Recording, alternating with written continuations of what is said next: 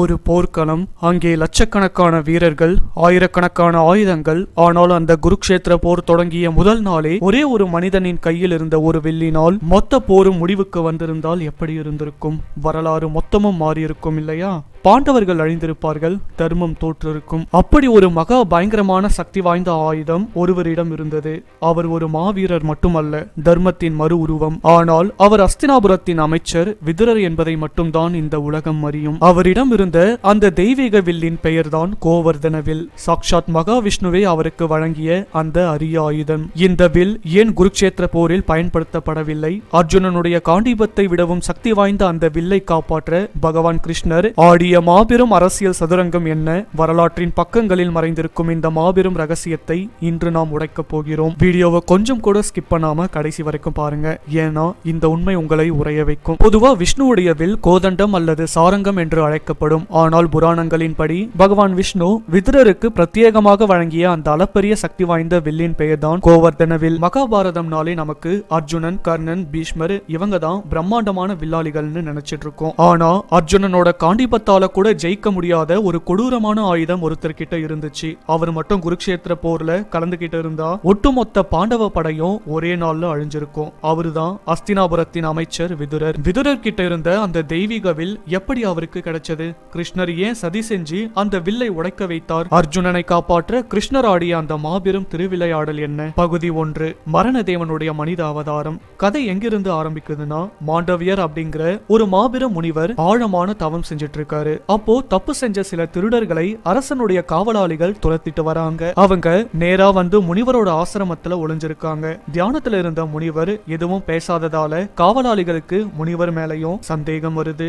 எந்த தப்பும் செய்யாத மாண்டவிய முனிவரை கழுவில் ஏற்றி கொல்ல அரசன் உத்தரவிடுறான். முனிவர் தன்னுடைய எல்லையற்ற தவ வலிமையால கழுமரத்தில் தொங்கியபடியே சாகாம உயிரோடு இருக்காரு. தப்பு செஞ்ச அரசனுக்கு உண்மையை உணர்த்திட்டு நேரா யமலோகத்துக்கு போறாரு முனிவர். யமதர்மராஜனே, எந்த தப்பும் செய்யாத எனக்கு ஏன் இந்த கொடூரமான தண்டனை அப்படின்னு கர்ஜிக்கிறாரு. அதற்கு யமதர்மன், முனிவரே, நீங்கள் சிறு வயதில் ஒரு தும்பூச்சியை முள்ளால் குத்தி விளையாடினீர்கள். ஒரு உயிரை வதைத்த அதற்கான பாவம் தான் இது என யமதர்மர் கூற, இதை கேட்டு கடும் கோபமடைந்த முனிவர், சிறு வயதில் அறியாமல் செய்த தவறுக்கு இவ்வளவு பெரிய தண்டனையா?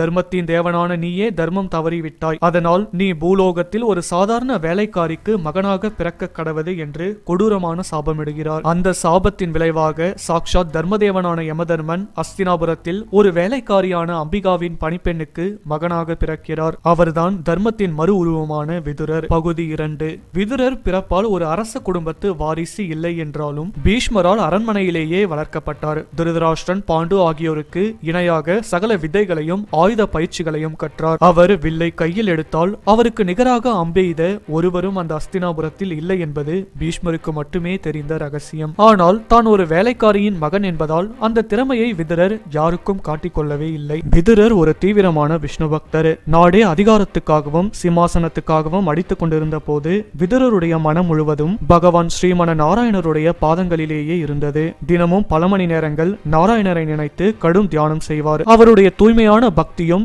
எந்த சூழ்நிலையிலும் தர்மத்தை விட்டு விலகாத நேர்மையும் வைகுண்டத்தில் இருந்த மகாவிஷ்ணுவுடைய மனதையே நிகழ செய்தது. விதுரருடைய பக்திக்கு மெச்சி ஒரு நாள் சாக்ஷாத் மகாவிஷ்ணு பேரொளியோடு அவருக்கு காட்சி தந்தார். விஷ்ணு விதுரரை பார்த்து, விதுரா, உன்னுடைய தர்ம சிந்தனை என்னை மகிழ்வித்தது. இந்த அஸ்தினாபுரத்தில் தர்மம் அழியும் கொடிய காலம் வரப்போகிறது. அப்போது உன்னை நீ தற்காத்துக் கொள்ளவும் தர்மத்தை நிலைநாட்டவும் இந்த கோவர்தன வில்லை உனக்கு பரிசளிக்கிறேன் என்று கூறி ஒரு பிரம்மாண்டமான ஒளிரும் வில்லை வழங்கினார். இந்த வில்லின் சக்தி என்ன தெரியுமா? உலகத்தில் உள்ள எந்த பிரம்மாஸ்திரமும், ஏன் சிவபெருமானுடைய பாசுபதாஸ்திரமும் கூட இந்த வில்லுக்கு முன் நிற்க முடியாது. அர்ஜுனனுடைய காண்டீபத்தால் கூட இந்த வில்லை ஒருபோதும் முறியடிக்க முடியாது.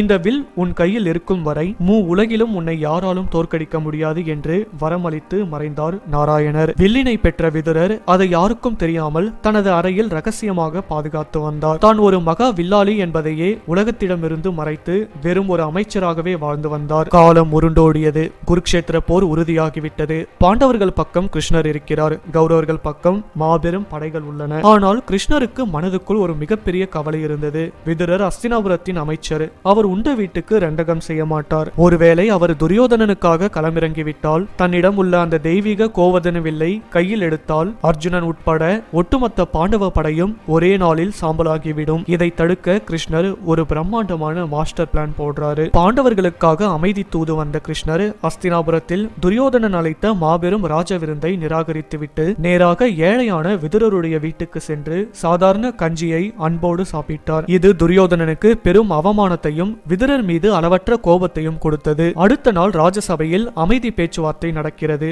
அப்போது விதுரர் எழுந்து, துரியோதனா, கிருஷ்ணர் சொல்வதை கேள். பாண்டவர்களுக்கு நாட்டை கொடு, அதுதான் தர்மம், அதுதான் உனக்கும் அஸ்தினாபுரத்திற்கும் நல்லது என்று அறிவுரை கூறுகிறார். ஏற்கனவே கிருஷ்ணர் விதுரர் வீட்டில் சாப்பிட்ட ஆத்திரத்தில் கொதித்துக் கொண்டிருந்த துரியோதனன் எரிமலையாக வெடித்தார்.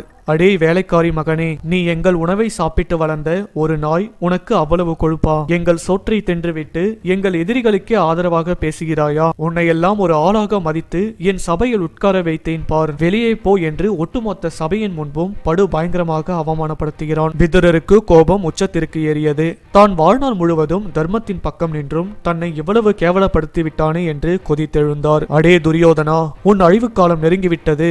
இனி இந்த அஸ்தினாபுரத்திற்காக என் கைகள் ஆயுதம் ஏந்தாது என்று சிங்கம் என கர்ஜித்தார். நேராக தனது அறைக்கு சென்று தான் உயிருக்கு மேலாக பாதுகாத்து வந்த மகாவிஷ்ணு வழங்கிய அந்த அளப்பரிய சக்தி கொண்ட கோவர்தன வில்லை சபைக்கு கொண்டு வந்து தனது காலில் வைத்து இரண்டாக உடைத்தெறிந்தார். இனி நான் எந்த போரிலும் கலந்து கொள்ள மாட்டேன் என்று சபதம் செய்துவிட்டு சபையை விட்டு வெளியேறினார். வில் உடைந்த அந்த நொடி சபையில் இருந்த பீஷ்மர், துரோணர் உட்பட அனைவர் முகத்திலும் இனம் புரியாத அதிர்ச்சி. ஆனால் அந்த சபையில் ஒரே ஒருத்தர் மட்டும் முகத்தில் லேசான புன்னகையோடு இதை பார்த்து கொண்டிருந்தார். அவர்தான் பகவான் கிருஷ்ணர். ஒரு துளி ரத்தம் கூட சிந்தாமல் கிருஷ்ணருடைய புத்திசாலித்தனத்தால அழிக்கப்பட்டு விட்டது. நண்பர்களே, குடும்பம், பாசம், நாடு என்ற அத்தனை மாயையிலிருந்தும் விதுரர் விடுபட அந்த வில்லின் உடைப்பு ஒரு காரணமாக அமைந்தது. தர்மத்தை நிலைநாட்ட பகவான் கிருஷ்ணர் ஆடிய மிகச்சிறந்த அரசியல் நாடகம் இது. நம்ம கிட்ட எவ்வளவு பெரிய பலம் இருந்தாலும் நாம் இருக்கும் இடம் தர்மத்திற்கு எதிராக இருந்தால் அந்த பலத்தால் எந்த பயனும் இல்லை என்பதே இந்த வரலாறு நமக்கு உணர்த்தும் பாடம். இந்த மகாபாரதம் ரகசியம் உங்களுக்கு பிடிச்சிருந்தா மறக்காம முருகேஷ் டாக்ஸ் சேனலுக்கு சப்ஸ்கிரைப் பண்ணுங்க. நன்றி.